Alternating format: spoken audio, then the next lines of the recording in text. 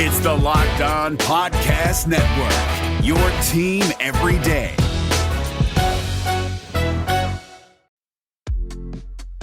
This episode is brought to you by HP Instant Ink.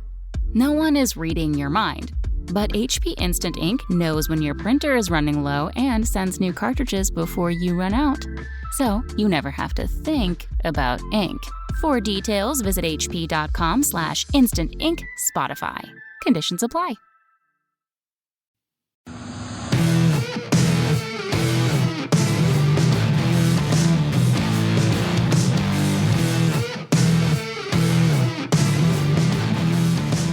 What's better than this? Guys being dudes here on the Draft Dudes podcast presented by Locked On. It's Joe Marino, Chris Schubert, and Jordan Reed from the Draft Network, and we are your hosts here on this Thursday episode of the show. Like we said, we are continuing our preview of the top 10 NFL draft prospects in each conference by having the TDN scout on the podcast to share their list, give us their rankings. And Jordan Reed, among many things, handles the Big 12 for us. And Jordan is here to reveal his top 10 players in the Big 12, just like we have done for the ACC, Big 10, and SEC to this point. And Jordan, welcome. I'm guessing in 2025, we're probably going to have to rearrange the conference structure within our group because, man, there's not going to be a whole lot left in the Big 12. Yeah, I don't even know if the Big 12 is going to still be around in 2025, but we'll see.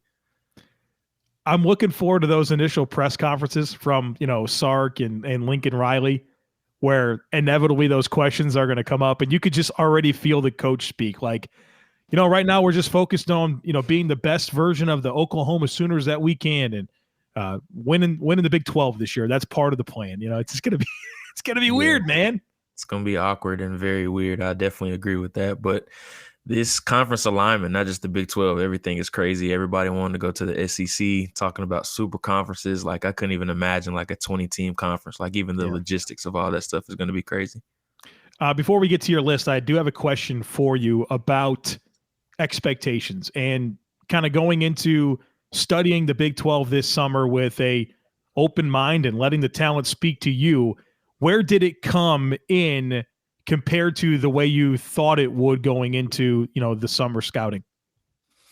It went right about where I pretty much expected. I mean, your top dogs are your top dogs in the conference. Your Oklahomas, your Iowa States, your Texas is always going to have the most talent in the conference. But I was really surprised with the talent that Oklahoma has this year, especially on the defensive side of the ball. And we'll talk about that in the list. I have plenty of defenders, which going down it, I was like, man, I have more Oklahoma defenders than offensive guys. That's something that I'm not really used to seeing, especially for a Lincoln Riley-led team. So Oklahoma's loaded this year. Matt Campbell's done a really good job of loading the Iowa State roster up as well. They have some really good players coming back this year. All right, so without further ado, let's work through the list. You could start with number 10. And I'm anxious to find out where you settle on these guys. I think I'm expecting the top to look a certain way, but 10 through 3, those first 7 names are going to be really interesting. Yeah, and this actually was the hardest part of the list, honestly. The 6 through 10, those were the harder guys. I mean, the top 5 is the top 5 in the conference. I think those are pretty much no-brainers. But my first guy on the list, he's not getting a whole bunch of buzz right now, but I was really impressed with this film, and it's O'Shawn Mathis. He's an edge rusher from TCU. He'll be a true junior this year. And he started off the year a little bit slow, but he finished off the backstretch of the year really strong. The last 6 games, he had 29 tackles and 8 sacks. And what you notice is that TCU defensive linemen are always an interesting evaluation just because Gary Patterson, we know his defensive prowess and just how creative of a mind he is. And if you remember, the name Ross Blacklock is one that was more of the more higher drafted defenders to come out of there in previous seasons. We saw Morehead come out of there, go second round last year. But just talking about front 7 wise, they do some different things with their front 7. They do a lot of slanting and twisting. So it's really hard to get a true evaluation as far as them doing stuff on their own and creating moves on their own. And that's what I was really impressed with Mathis. When they just let him go straight ahead, you see the upfield explosion. They really play him from mostly a 2-point stance. So I think he's probably going to have to transition to be a 3-4 outside linebacker, which is great for him just because he has that high cut build, kind of a really skinny torso, so he's not really going to gain a whole bunch of weight. Draft Scout had him at 247 right now, which sounds about right, looks about right on his film. But I was really impressed with how he finished down the back stretch of the year. So O'Shawn Mathis definitely is a name that could, by the end of the year, be in that, top 6 or top 5 discussion when we're talking about top players to come out of the Big 12. Yeah, and then next guy I'll go to is one that, I've been a huge fan of, and we've talked about him plenty in our scouting meetings, is Eric Gray, the running back from Oklahoma, who was a Tennessee transfer. And he had some really good numbers at Tennessee. He got off to a bit of a slow start during his career, but he finished the backstretch of the year really strongly. And a lot of people were really surprised to see that he transferred, just because he probably was going to be the lead guy there, especially with Ty Chandler leaving, who's a running back at North Carolina now. They lost him as well. So in that backfield with Oklahoma, he's going to be splitting carries with Kennedy Brooks. Bit of a smaller back. He's about 5'9", 205 pounds. He's going to be a true junior this year, but it's just been a football junkie his entire life. His dad was a high school football coach. He was a 2-time Tennessee Gatorade Player of the Year. So you talk about a highly decorated player coming out of high school, and then now at Oklahoma. I think this is an opportunity that's going to be absolutely huge for him. And I know Kennedy Brooks is listed as the starter right now, but my hunch is as the year goes along and Eric Gray starts to prove what he's capable of in this wide open offense, I think he's going to be the main catalyst of that Lincoln Riley rushing attack.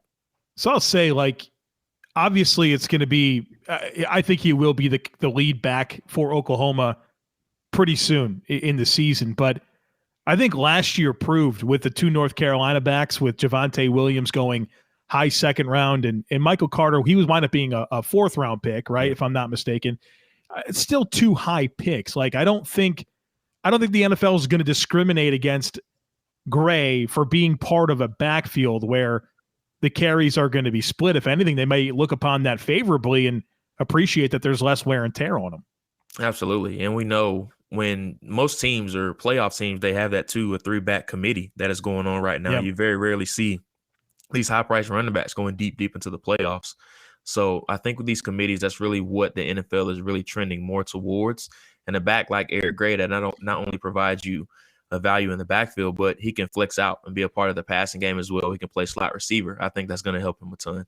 I don't want to go too far down a can of worms, but something that came to mind as we talked about that dynamic, you think about running backs and how they want to establish rhythm within the game. And, they some of them get stronger as they gain more carries and reps in a given game. And I've heard that from backs in press conferences that, they talk about, it couldn't get in rhythm. Sharing carries kind of makes it difficult to get a feel for the game and be the best version of yourself. Maybe being in a split backfield in college and being more accustomed to sharing the load makes it helpful for these guys in the NFL, where most likely they're going to have to split carries again, and they can't use that excuse and that crutch of, I couldn't get in rhythm with the game.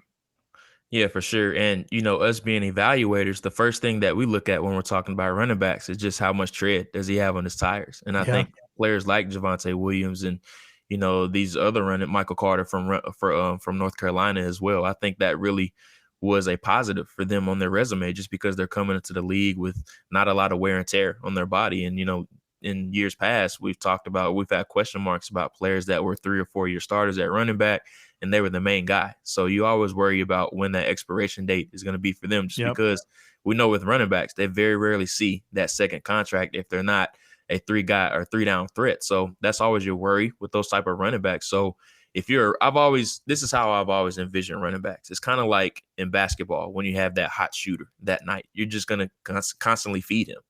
And I think that's how running backs need to be unselfish in that rushing attack. If that guy's hot that night, the coach is going to go with him. So, and I think in the long run, it really could help you, just because you're going to have more shelf life in a sense when you're going to the next level. So you're looking for guys that probably are in that split backfield committee, just because you want the most bang for your buck, especially when you're talking about running backs that you're trying to squeeze 4 years out of. Mm-hmm. Absolutely. So, I'm going to stay with the Oklahoma Sooners, and I'm going to go to the number 8 guy on my countdown, and it is Isaiah Thomas. Not the basketball player. I know that's a very popular basketball name, but Isaiah Thomas, the edge rusher from Oklahoma, a player that I did not know a whole bunch about coming into this evaluation process, this really was his first year of where he was a starter in a sense. And he's about 6'5", 267 pounds. He's going to be a redshirt senior this year. And they play him all over the place. He can reduce inside and sub packages. He rushes off of the edge. He has that David Irving type of build. Now, he's not as tall as David Irving. I think David Irving's about 6'6" or 6'7". So he's a couple inches shorter than him. But as far as those narrow shoulders, that long torso, and just those long levers, he's really good at using his arms. He has a nice swimming rip move that he likes to use, a cross chop that he likes to use from time to time as well. So you're starting to see those moves, and that light really started to turn on for him last year. So I think when you're talking about some of these Oklahoma defensive linemen, it wouldn't surprise me if he ends up being the first one drafted. And we'll talk about a couple numbers from now, or a couple slots from now, that I really like a lot. So between those two, or the one that's also in my top 5 as well, it wouldn't surprise me if one of these guys ends up going day 2, or all of them go day 2, just because Oklahoma's loaded. I keep saying that. I've told plenty of people that. I've said in our scouting meetings, like, they're loaded on both sides of the ball this year. And it wouldn't surprise me if Isaiah Thomas ends up being one of the first defensive players drafted. This episode is brought to you by Rock Auto, a family business serving do-it-yourselfers for over 20 years. With the ever-increasing numbers of makes and models, it's now impossible for your local chain auto parts store to stock all the parts you need. Why endure often pointless and seemingly intimidating questions like, is your Odyssey an LX or an EX? And wait while the person behind the counter orders the parts on their computer, choosing only the brand their warehouse happens to carry.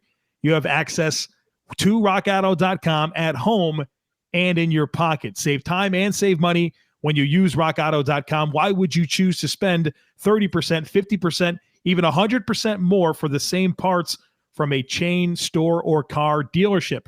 Go to rockauto.com right now and see all the parts available for your car or truck. Make sure you write Locked On in their How Did You Hear About Us box so they know that we sent you. They have amazing selection, reliably low prices, and all the parts your car will ever need over at rockauto.com. All right, Jordan, we're at number 7 on your list of top Big 12 prospects entering the 2021 season. Who do you have?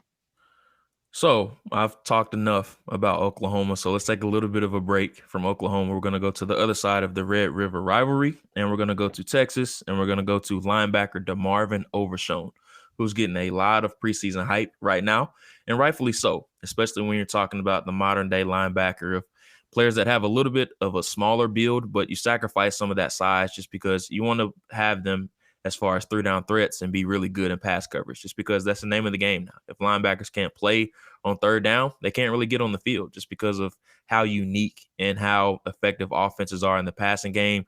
They've done a really good job of isolating these running backs and these tight ends on these linebackers, especially if they can't play or cover on 3rd down. So coverage is one area that is really impressive about DeMarvin Overshown. He's very loose mover. He's about 6'3", 217 pounds is what he's listed at on Draft Scout. Still only 20 years old. I think he turns 21 in August, so it's going to be his 21st birthday here very soon. So a bit of a younger prospect if he does elect to come out this year. Only 12 starts in 27 career games. He was a safety prior to last year, so he has that conversion in his back pocket that he's still trying to figure out right now. But it is kind of a gift and a curse for him right now. But he has the loose movements that you're looking for. Very, very high intensity player. He's playing Mike predominantly for them. So I thought he was swimming a little bit last year as far as, reading pullers and reading running concepts. That's something that was really a little bit slow for him as far as his reaction speed. And he's still kind of playing like a 3rd level player right now. So I think with him being able to process the game another year, being on the 2nd level, being one area down a little bit closer to the ball, hopefully he's able to speed up those reactionary quickness a little bit in a sense. And I think that's what a lot of people are really predicting with him right now. Kind of has that like Darius Leonard type of build, a little bit slender, but you sacrifice some of that size for speed. Does he have the length like Leonard, though? Not quite. He's not as long as Leonard, but he has a similar build. Very slender. I think he needs to gain a little bit more weight just because I don't think he's as quick twitch as Leonard was coming out either. And he's not as physical as what Leonard is either. And I think that's one of the special qualities about Leonard is that even though he's slender, he loves to take on blocks. And I don't think he's quite as physical as what Leonard was coming out. All right, number 6 on your list. So, believe it or not, we are going back to Oklahoma. And I have Perrion Winfrey, the interior defensive lineman for the Sooners. Joe, me and you have talked about him a plenty. Yep. You've watched him. and he's raw as can be. He's about 6'2.5" and hovering around 300 pounds. He's going to be a senior this year, was the number 1 JUCO recruit in the country back in 2019, actually chose Oklahoma over Alabama. A lot of people thought he was going to end up going to play with the Crimson Tide. So that just goes to show you the type of talent that he does have. But I just thought he was really raw last year. And yes, he is a natural penetrator, but he just does not have any moves right now. But he will experiment here and there with the spin move. You'll see a quick club and rip, and you'll see him just experimenting all over the place. And you're like, oh man, this dude could really be something. So he's just really relying off of his natural ability right now. And what you're hoping is that he can add some more tools into his toolbox, and then he can really utilize and bundle everything around those quick twitch abilities. So I'm going to be banking on those traits. I think he's a little bit more twitchy than what Neville Gallimore was coming out a couple years ago. And I think he ended up going in the second round to the Cowboys, if I'm not mistaken. So I think Perrion Winfrey definitely can get into that top 40 discussion if he can really bundle all of those traits together. So back to Texas with number 5, or? Yeah, so we're going to stay, or not stay. We're going to go back to the state of Texas, but going to a different school. And we're going to go to TCU, and we're going to go to Travius Hodges Tomlinson. The Tomlinson last name definitely resonates with a lot of people down there. He actually is the nephew of LaDainian Tomlinson, who was a record-setting running back at every level that he played at. A bit of a smaller corner. He's about 5'8", hovering about 180 pounds, and he's going to be a junior this year. Outstanding player. I really liked him a lot. Quick twitch, cat-like quickness. They actually play him on the outside. Doesn't play nickel a whole bunch from what I saw on tape anyway, but we know with the size deficiencies, he's probably going to have to transition inside. He reminds me a lot of Amika Robertson coming out of La Tech a few years ago, as far as he has just that innate ability to just get in guys' face.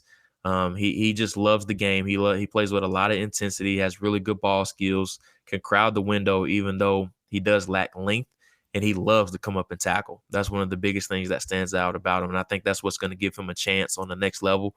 But once again, there's that glass ceiling of where those nickel corners or those 5'8" or 5'9" guys, they very rarely go before the 4th round. For whatever reason, the NFL just does not value those guys until that round. But I think a player like him, you can get him in the 3rd or the 4th round, and he can be a day 1 starting nickel for you. And I think he's easily a top 5 player in the Big 12. I expect him to have a big season. And we know one thing that Gary Patterson is always going to have in that defense, he's going to have really good DBs. Normalize drafting and paying slot corners like they're starters, right? Like, come on. How many of these good players like this are going to slide because they're labeled a slot only when NFL defenses are in nickel defense 80% of the time? So don't sleep on Tomlinson Hodgins. All right, Jordan, who we got at number 4? All right, so number 4, we have Charlie Kolar, who's a tight end from Iowa State. Iowa State is loaded on offense this year on both sides of the ball. Actually, they're probably going to be, or I shouldn't say probably, they're going to be one of the better teams in the Big 12 this year. Charlie Kolar seems like he's been there forever, about 6'5", 250 pounds. That's where he hovers around. And I immediately wrote down the name Kyle Rudolph when watching him, just because he's so good in the red zone. He's not a quick twitch tight end at all. He really thrives and survives on those big contested catches. I think he's a solid route runner, but he just runs at his own pace with his routes. But as far as attacking in between the hashes, that's really where his home is. Every touchdown in his career has come in the red zone, which is a fascinating stat about him. So he's not going to give you much value as far as explosive plays outside of that, but he can run any route in the route tree that you want him to run. He can post up in zone coverage and find those soft spots. So I think there's going to be some teams that don't like him a lot just because he lacks those quick twitch abilities. But for somebody that's maybe needing that big red zone threat or that second tight end that can play that true traditional inline Y position that can just survive and thrive in between the hashes and make a living in a home in that area, I think they're going to like Kolar a lot. BetOnline is the fastest and easiest way to bet on all your sports action. Baseball season is in full swing, and you can track all the action at BetOnline. Get all the latest news, odds, and info for all your sporting needs, including MLB, NBA, NHL, and the UFC. Before the next pitch, head over to BetOnline on your laptop or mobile device and check out all the great sporting news, sign-up bonuses, and contest information. Don't sit on the sidelines anymore. This is your chance to get in the game. Head to the website or use your mobile device to sign up today and receive a 50% welcome bonus on your first deposit when you use our promo code LOCKEDON. BetOnline, your online sportsbook experts. All right, Jordan, time for the top 3. prospects in the Big 12 entering the 2021 season. And of course, next up is number 3. So at number 3, we are actually going back to Oklahoma, not for the last time, but for the second to last time on this countdown, believe it or not. And we have Nick Bonito, who's an edge rusher / outside linebacker for Oklahoma, a player that a lot of people thought was actually going to come out last year, believe it or not. Some people were saying that he was going to flirt with the pre-draft process, but he ended up coming back for his final season in Oklahoma. And there was a lot of people that were really excited about him. He's about 6'2", 230 to 35 pounds, which is a little bit light for the position. And it does raise some questions about if he's a DPR, designated pass rusher, or if he can consistently survive out on the edge. So that's just the biggest worry with him right now. Can he hold up as far as a run defender? He does get pushed around a little bit. I think he's going to have to gain a little bit of weight, but he thrives as a pass rusher, and he has lots of hand maturity. He's very explosive as far as a linear athlete up the field. He has the ankle flexion of where he can dip and rip and turn the corner. He can hug the cup of the pocket and get to the quarterback as well. So I like Bonito a lot, but you just have to be honest with the range that he's going to go in. So I think late day 2, early day 3, I think that's probably where he's going to end up going, unless there's just a 3-4 team that likes him a lot and they want to put him at outside linebacker. So I could see somebody end up taking him in the second round, but what would be most comfortable to me will probably be late day 2, early day 3 for me. But he's going to put up a lot of sack numbers this year as long as he stays healthy. And then with how talented that defensive line is, and then especially along the interior, there's going to be a lot of double teams that are focused on a lot of those interior guys like Aparian Winfrey, Isaiah Thomas, and then some of these other guys that they have along that defensive front. So Nick Bonito is going to get a lot of one-on-one situations. And we know with how much pass happy those offenses are in the Big 12, he's going to get a lot of reps of being able to show off what he can do as a pass rusher. Yeah, I mean, you also think about the leads that Oklahoma's probably going to be playing with. Guy can pin his ears back and just get after these quarterbacks. So I'm sure he'll be productive once again in the Big 12. Jordan, at number 2, you have Breece Hall, running back from Iowa State, getting a ton of preseason buzz right now, is listed as RB1, which seems like a consensus for a lot of people across the board right now. Breece Hall is a really good player. I think he started 19 career games, if I'm not mistaken, at Iowa State. This will be his third year on campus there at Iowa State. Didn't really start when he first got there. I think he sat the first 6 games and then played down the backstretch of his freshman year and then broke out last year as a true junior. Has a lot of clear air yards, and I'm stealing that term from our colleague Dre Harris just because that Iowa State system, they run a ton of off-tackle runs. They run a lot of outside zone, which is where Breece Hall really thrives for the most part. So over 65% of his yards last year came off tackle, which is a tremendous amount. But as far as short area quickness, being able to make guys miss in the phone booth, he's able to do that.